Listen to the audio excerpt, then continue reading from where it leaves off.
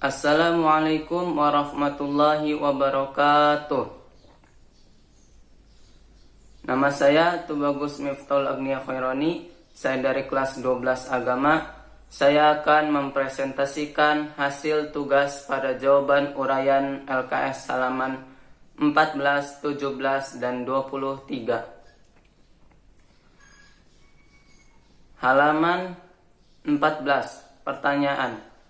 Nomor 1. Apakah yang dimaksud dengan perubahan sosial? Perubahan sosial adalah perubahan yang terjadi dalam struktur sosial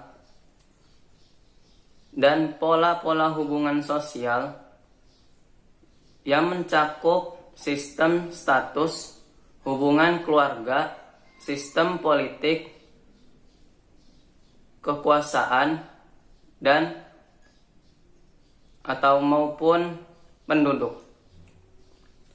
Nomor 2. Apakah pengertian perubahan sosial menurut Kingsley Davis?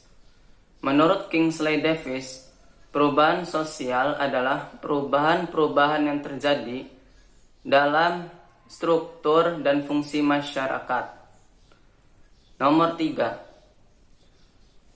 Apa sajakah yang bisa mengalami perubahan menurut Kingsley Davis? Menurut Kingsley Davis, hal-hal yang mengalami perubahan yaitu struktur sosial dan sistem sosial. Nomor 4.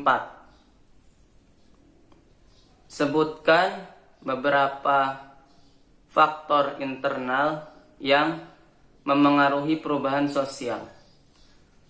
Faktor-faktor yang memengaruhi perubahan sosial dalam faktor internal yaitu: pertama, perubahan penduduk; kedua, penemuan-penemuan baru atau yang biasa disebut inovasi; ketiga, konflik dalam masyarakat; keempat, pemberontakan; dan kelima, revolusi. Nomor 5. Sebutkan syarat-syarat terjadinya revolusi. Syarat-syarat terjadinya revolusi yaitu: pertama, adanya beberapa keinginan mengadakan suatu perubahan. Kedua, adanya pemimpin atau sekelompok orang yang dianggap mampu memimpin masyarakat tersebut. Ketiga, pemimpin dapat menampung keinginan-keinginan tersebut untuk kemudian merumuskan dan menegaskan rasa tidak puas dari masyarakat untuk dijadikan sebagai program dan arah bagi geraknya masyarakat. Keempat, pemimpin harus dapat menunjukkan suatu tujuan pada masyarakat. Dan kelima, harus ada momentum untuk revolusi. Halaman 17, pertanyaan nomor 1. Apa sajakah jenis-jenis difusi? Jenis-jenis difusi yaitu difusi intra-masyarakat atau yang bisa disebut intra-society diffusion, dan difusi antar masyarakat atau yang bisa disebut inter-society diffusion. Nomor 2. Menurut Alvin L. Bertrand, apakah hal pertama yang menyebabkan terjadi perubahan sosial?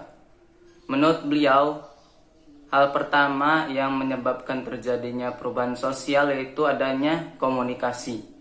Nomor 3. Apakah yang dimaksud dengan difusi intramasyarakat?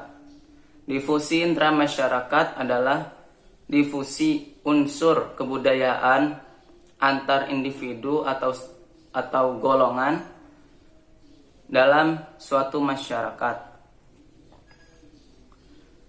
Nomor 4. Sebutkan beberapa faktor yang memengaruhi difusi intramasyarakat. Faktor-faktor yang memengaruhi difusi intramasyarakat yaitu pertama, adanya suatu pengakuan bahwa unsur kebudayaan yang baru tersebut memiliki banyak kegunaan. Kedua, ada tidaknya unsur yang memengaruhi diterima atau tidaknya unsur yang lain. Ketiga,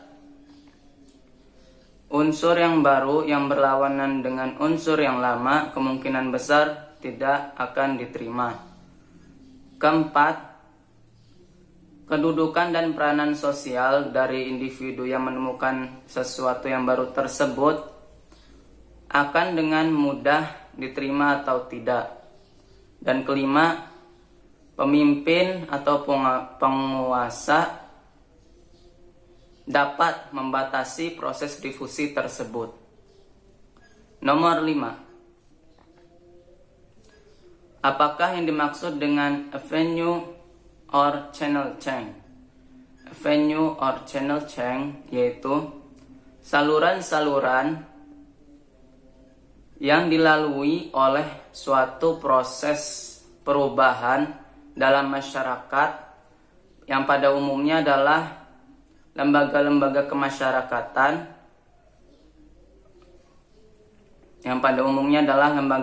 kemasyarakatan dalam bidang pemerintahan, pendidikan, politik, ekonomi, agama, dan sebagainya. Halaman 23.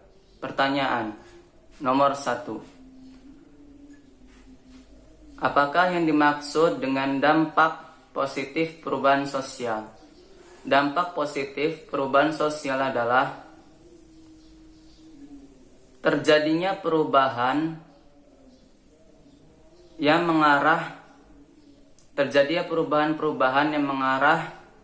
pada perbaikan-perbaikan dan kemajuan-kemajuan yang mendorong terciptanya integrasi dalam masyarakat.